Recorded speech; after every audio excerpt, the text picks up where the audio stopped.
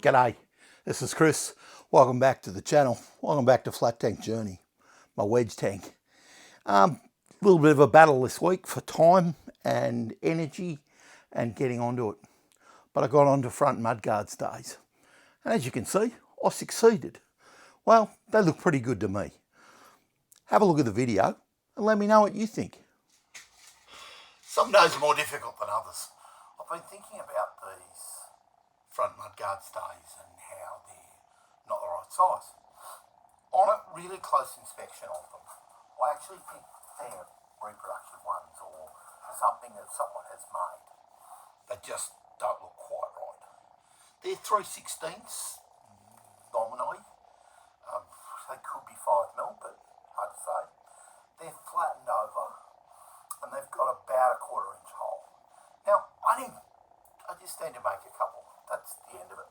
They can go back on the bike that's to be sold. And that was good. So I bought some 5mm shaft or rod that normally measures anywhere between 498 and 494 and 501, so about 5mm. And I'm going to cheat. I'm going to use a 5mm die, I think, and get some 5mm nuts and hide them up inside the garden. You'll never know. I need to put an eye on it. Now, I've been avoiding this job because I don't really know how to. Not a blacksmith, not a metal worker really at all. I'm going to bend it. Come down the vise and I'll show you how. Footage is a bit odd today. Can't find my tripod. Is what it is. Here's my theory. I've got a heavy piece of, I'm going to say it's 50 by perhaps 8 or 10 in the vise. And you can see I've bent stuff with it before. I've got 2 roll pins. They're 5mm roll pins. That's what I had. And I've drilled 5mm holes and tapped them in. And then that sits snugly between the two of them. I'm going to heat it and try and pull an eye. Now the eye could end up just too big. I have no idea. I'm told you need to reduce the size of the shaft you're pulling it around to get the eye you want. And the suggestion was like 3mm to pull it around and you might get a 1/4 inch eye. Not really sure, but I'm going to have a go. This has been pretty hard to video, especially without a tripod, but the second one, and this is the second one, has turned out better. You can see how tight I've pulled that. I'll just turn this torch off and we'll have a closer look. Now I've got fans and an aircon running because it's hot in here. So the first pull was this way, around the eye, and you can see how, it will pull around the eye. And that was fine. And the second pull is back the other way. I don't know whether people have done this. You pull it back the other way to straighten the leg out. I'm going to give this a little beat now to flatten that out, and then I'll bring you in and show you the pair of them. Now, I think if you're a blacksmith, you'd do a better job. You'd get this like the first one. Now, I've got them where I've just split the eyes open with the angle grinder because I couldn't twist them all the way around. Do I care? Well, yeah, I'd like it to be just like the first one. I really would. The first one's mint. But look at it on the bike and look at it from my point of view. And now here we are at the bike. And you can see why worrying about the closure of this eye is probably something I could beat myself up over for days and days and days. And I don't see a lot of point in it, if I'm honest. That's going to hold in there. It's going to be bolted in at the top. And it's going to work. I think it's going to be a good result. There it is in a hole. And, keep in mind, this is a front stand. These are meant to be able to be undone, and that can rotate down and hold the front of the bike off the ground.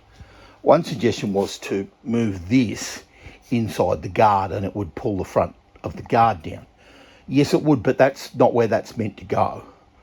That's actually meant to go where it is. Yeah, more or less. But, the questions remain. Is the guard the right radius? Is this the right length? Were the original stays the right length? And how is everything meant to fit? It doesn't really matter. A couple of minute trip to the hardware store turned into about an hour and a half as I called in to see a mate, but I did find some 5mm nuts. Oh, of course, they put them in a pack that you can hardly get open. Now, let's see how accurate I was. So, that should just screw on. And it does, which is super. So I'm still shooting without the tripod, but I've got a nut on. So I'm thinking of putting a nut at the bottom and a nut at the top with a washer, a spring washer, to try and hold it together, because I get a sense that this will vibrate and could shake itself free.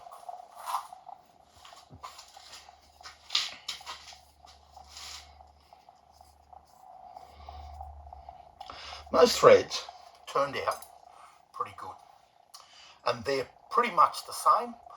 I'm going to pop these on the bike and see what they look like, and then I've got flat washers and spring washers that are, interestingly, 3/16 or 5mm, or 3/16 and 5mm. One or the other, close enough. This is going to be a little bit hard to show you. I'm not sure you'll see in there, but you can see the nut underneath, and there's a nut and a washer, spring washer, over the top. Now the thread hangs out just below the line of the guard, but not too bad. The guard is sitting relatively flat. I've got a bit of adjustment. I think maybe this side could come up a little bit. But the stays themselves are eminently passable. And so I'm kind of going to call that a job done. I'm going to give it a little bit of a tidy up and call that good. Well, there you go. Quick video this week. Not a lot done. Got my original front wheel, the front wheel I made, back in the bike. Got the new mudguard stays on, what I think is the correct rear mudguard stay, and that's about all I've achieved for the week.